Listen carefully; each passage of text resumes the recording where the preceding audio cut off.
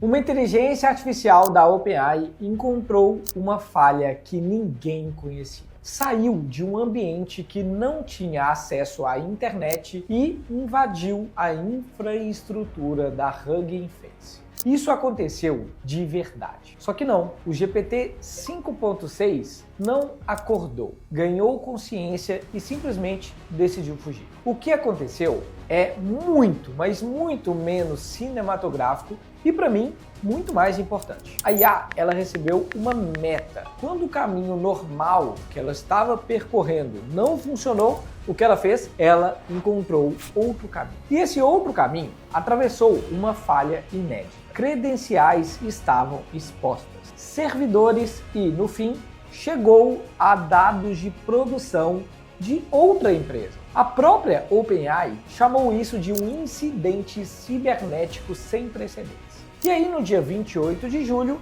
ela atualizou a investigação com um detalhe que muda completamente essa história. A IA nem deveria conseguir acessar a internet. Então senta aí e pega um café, porque eu fui ler a investigação da OpenAI, o relatório da Hugging Face e o estudo técnico por trás do teste. E no vídeo de hoje eu vou te mostrar o que aconteceu, o que na verdade não aconteceu e o que isso muda para qualquer empresa que está conectando agentes de IA ao e-mail, a CRM e, claro, a sua operação. O problema não foi uma IA que quis ser livre. O problema foi que um sistema que deu uma meta para uma inteligência muito capaz e achou que o ambiente que estava ao redor já seria suficiente para conter essa nova inteligência artificial. Então, olha só a linha do tempo. No dia 9 de julho, a OpenAI lança oficialmente a família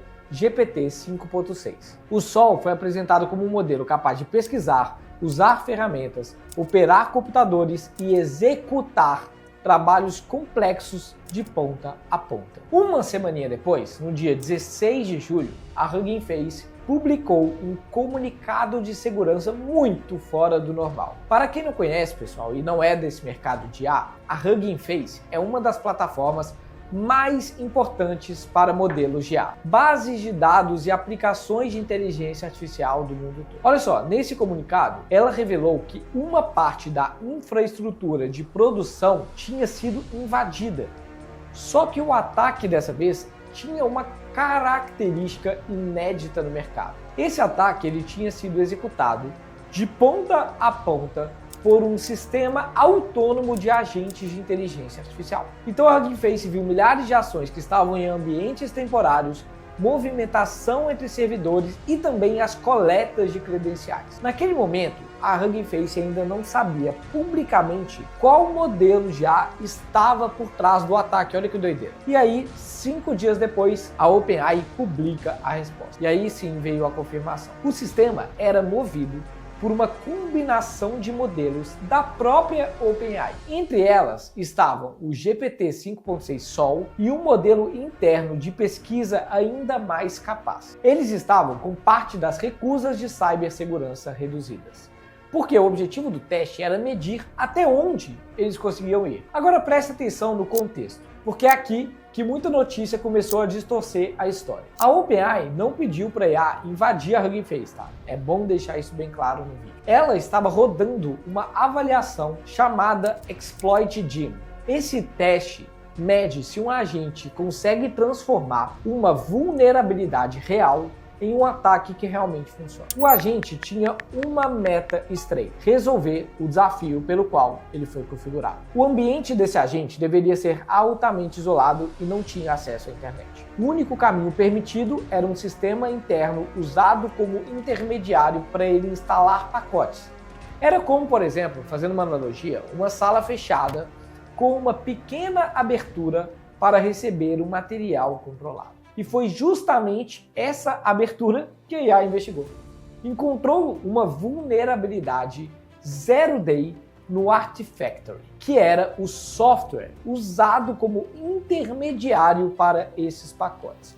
Zero Day, que eu falei aqui, é uma falha que o fornecedor ainda não conhece e por isso ainda não corrigiu. O agente explorou aquela falha. aumentou os próprios privilégios dele mesmo e atravessou o ambiente de pesquisa da OpenAI e chegou a um ponto dele conseguir ter acesso à internet. Só que não parou por aí. Esse agente concluiu que a Hugging Face poderia ter respostas relacionadas ao exploit. Ele percebeu que talvez fosse mais fácil encontrar o gabarito do que ele resolver a prova do jeito esperado.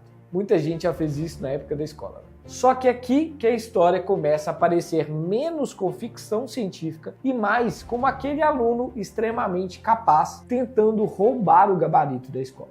Só que esse aluno, ele opera em velocidade de IA. Ou seja, ele está testando milhares de caminhos e não está, claro, se cansando, afinal ele não é humano. Segundo as duas empresas, o sistema usou credenciais expostas e diferentes vulnerabilidades para executar códigos dentro da Hugging Face. Um dataset malicioso explorou duas rotas de processamento. O agente chegou então aos servidores. E aí o que ele fez? Coletou novas credenciais, atravessou ambientes internos e acessou as respostas numa base que estava em produção, ou seja, ao vivo. Para e pensa agora no tamanho dessa sequência. Saiu de um ambiente sem internet, encontrou outra empresa e chegou até a base que continha o gabarito. Não foi apenas uma ação genial que esse agente já fez. Foi uma cadeia longa, ponta a ponta, de pequenas decisões, dentre elas contendo tentativas, erros e inclusive mudança de estratégia no meio do caminho. É justamente isso que torna o caso tão importante e que merece um vídeo para te contar. Durante muito tempo, a gente estava avaliando IA olhando apenas para a resposta da IA. Agora, galera, a gente vai precisar avaliar o comportamento ao longo de milhares de ações em vários sistemas que estão conectados. E isso é muito maluco. A OpenAI detectou uma atividade estranha do lado dela mesma, que tinha criado esse agente. E a Hugging Face também conseguiu identificar o ataque, bloqueou a movimentação e, claro, reconstruiu o que tinha acontecido para se proteger. Segundo a Hugging Face, não tinha nenhuma evidência de alteração nos modelos públicos, datasets públicos, spaces ou na cadeia de distribuição do seu software. Ou seja, o agente ele não entrou para gerar prejuízo para o concorrente. Então, para analisar o incidente, a empresa usou IA sobre mais de 17 mil eventos registrados. E aqui aparece uma ironia muito interessante. Os primeiros modelos comerciais bloquearam a análise porque os registros continham comandos de ataque e códigos maliciosos. Então a Hugging Face usou um modelo aberto na própria infraestrutura. Isso que eu estou te falando agora, sozinho, daria um outro vídeo inteiro. Mas agora eu preciso separar claramente para que você entenda o que aconteceu do que a internet inventou. Primeiro, não existe nenhuma evidência de que inteligência artificial ganhou vida, ganhou consciência. Ela não decidiu fugir por conta própria. Ela não tentou se preservar. Ela não criou um plano para conquistar o mundo, tipo Pink o cérebro. Todas as evidências apontam para um sistema hiperfocado em cumprir uma meta estreita, que é o que eu sempre ensino. Definir o objetivo claro para IA, que foi resolver o exploit Gene. Segundo, não foi um GPT-6 público que saiu da OpenAI. O modelo interno citado era um protótipo de pesquisa que nunca seria lançado ao público. Depois do incidente, inclusive, a OpenAI desativou esse modelo, criptografou todos os componentes dele e restringiu o acesso dos próprios pesquisadores a esse modelo. Terceiro, isso não significa que alguém consegue abrir o ChatGPT e repetir o ataque. O teste tinha proteções reduzidas em um ambiente mega específico e muito processamento dedicado para aquela tarefa específica. Mas também seria irresponsável usar essas diferenças para fingir que nada mudou. O GPT 5.6 Sol, que é o modelo que eu estou usando aqui agora no meu computador, ele participou sim dessa cadeia. Um agente descobriu falhas inéditas sem ter o código-fonte dos alvos. E a própria OpenAI reconheceu que capacidades que antes apareciam em testes teóricos funcionaram em sistemas reais. Então, qual que é a leitura que quase ninguém está fazendo? É que a parte mais importante dessa história toda não é o modelo ter ficado inteligente demais. É a diferença entre dar uma instrução e criar um limite. Um prompt dizendo não faça isso, você está dando uma instrução para o modelo da IA.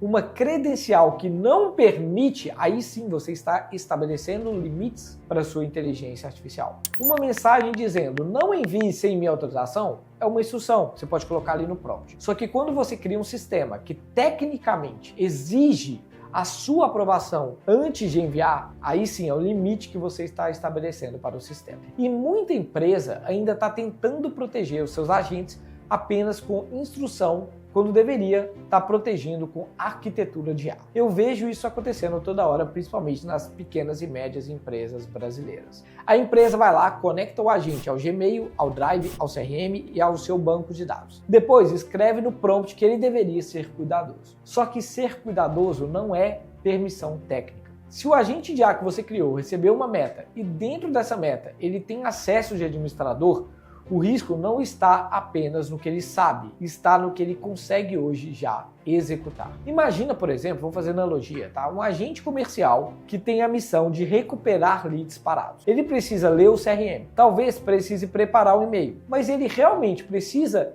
exportar toda a base para fazer isso? Ele precisa, por exemplo, apagar negociações dentro do CRM? Ele precisa criar novos usuários? Precisa enviar 1000 mensagens para um cliente sem aprovação? Provavelmente não. Então, esse incidente que aconteceu mostra que uma inteligência artificial muito capaz encontra relações entre acessos que ninguém imaginou combinar.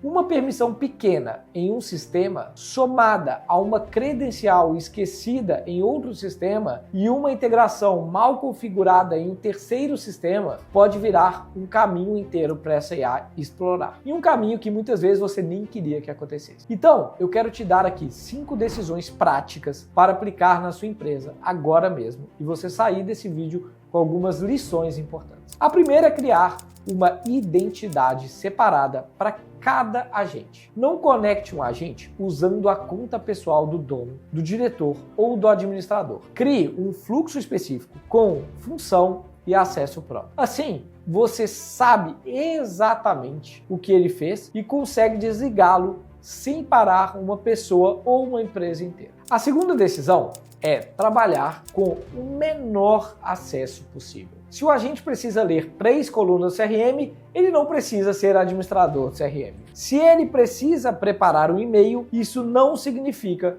que ele precisa, por exemplo, clicar para enviar esse e-mail. Leitura, criação, alteração, exclusão e publicação são permissões completamente diferentes uma das outras. Você precisa, então, tratar cada uma delas de forma separada. A terceira decisão é colocar aprovação humana exatamente nos pontos irreversíveis. Enviar mensagem para cliente, publicar conteúdo, apagar registro, alterar preço, criar usuários, assumir, por exemplo, compromissos, movimentar dinheiro.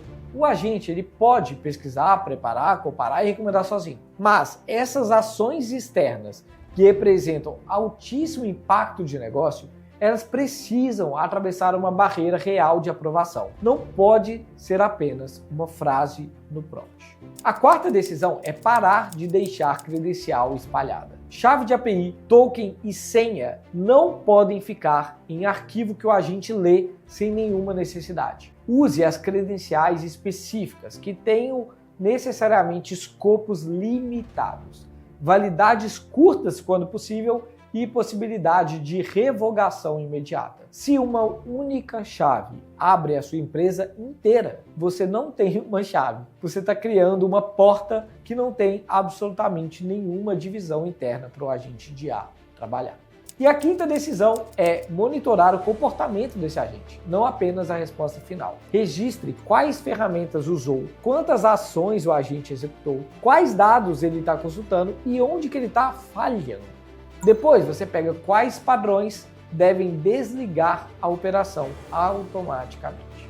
Um agente que normalmente consulta 20 clientes não pode exportar 20.000 sem gerar um alerta para sua empresa. A autonomia sem observabilidade é só uma forma sofisticada de você perder o controle da sua própria empresa.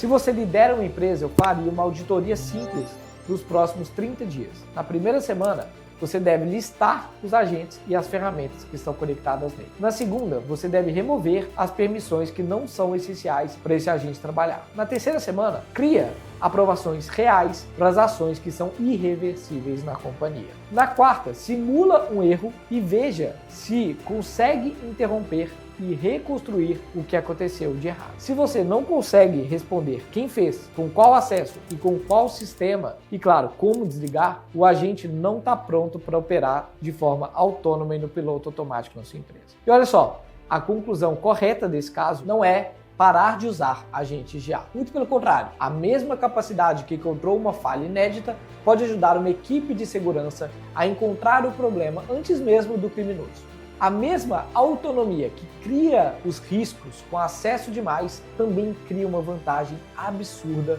se você estabelecer dentro de limites bem desenhados. O erro aqui é continuar tratando agentes de IA como se fossem apenas chatbots que estão apenas respondendo de forma bonita. Agente é inteligência com ferramenta, contexto e permissão para agir. E é por isso que eu quero que você guarde uma frase desse vídeo. A IA não saiu da caixa porque ela queria liberdade. Ela saiu porque a caixa tinha uma porta que os próprios construtores ainda não conheciam. E a meta que ela recebeu premiava encontrar essa porta. É decidir tecnicamente até onde ela pode ir quando tenta cumprir aquilo mesmo que você definiu como seu objetivo. Agora eu quero saber a sua opinião. Depois desse caso, você daria acesso de admin para um agente dentro da sua empresa? Comenta aqui embaixo como que você está implementando agentes de autônomos na sua operação. E se você quer acompanhar o que é relevante no mercado da IA, sem ficar só em notícias e fake news, e sempre traduzindo para uma aplicação prática no mundo dos negócios, se inscreve aqui no meu canal, ativa o sininho, porque o meu nome é Rafael Milagre e eu te convido para viver de IA. Valeu!